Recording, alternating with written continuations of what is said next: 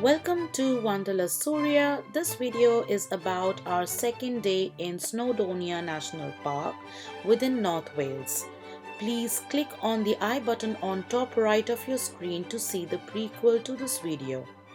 To give you a recap, we are at betws-y-coed, the heart of Snowdonia National Park.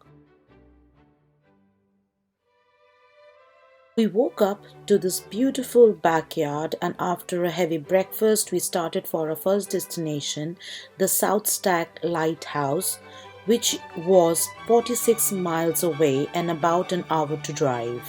Few facts to share: there was no entry fee, we found a free parking, the lighthouse door closes at 3:30 p.m.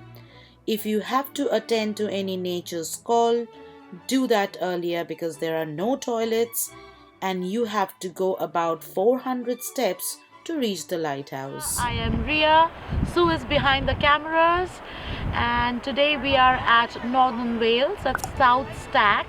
Is a lighthouse, if you can see behind me. So this is where my journey starts. I hope I will be able to show you more. So let's get started. See you soon.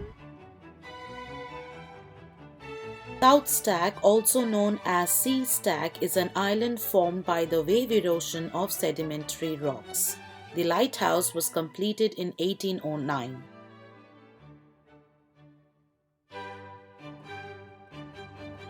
I was panting only after 200 steps, but we enjoyed a lot, stayed there for a couple of hours and then headed for our lunch. On our way to our next destination, we spotted a McDonald's drive-thru. Our food costed us about £42 for 4 of us, and we enjoyed the nature around.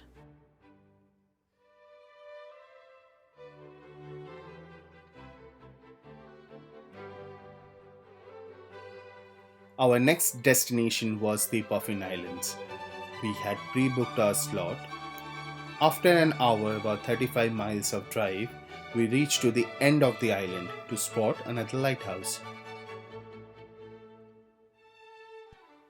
Although it was calm and serene, we were getting a little anxious for not being able to spot the island or our cruise line services anywhere around, and we paid £3 to get there. So we called our cruise line and they confirmed that we had drove past 15 minutes from our destination. Our destination was Wanderlust. So we drove back and we finally boarded our boat, which took us around the Puffin Island. After 15 minutes of our boat ride, we realized something funny. We spotted the same lighthouse where Google took us earlier that day. That is where the Google map took us. That is the lighthouse where we took our drone footage, the Puffin Island to the extreme right, and Google expected us to swim through this water body with our car. We soon started spotting some birds, but we couldn't tell for sure if they were puffin birds, so I suggest you take your binoculars for a better view.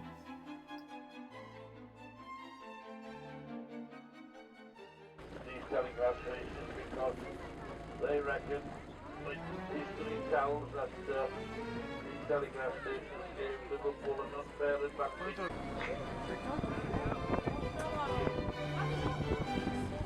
Through the month of, and it's all to do with the richness of proteins in their mother's milk.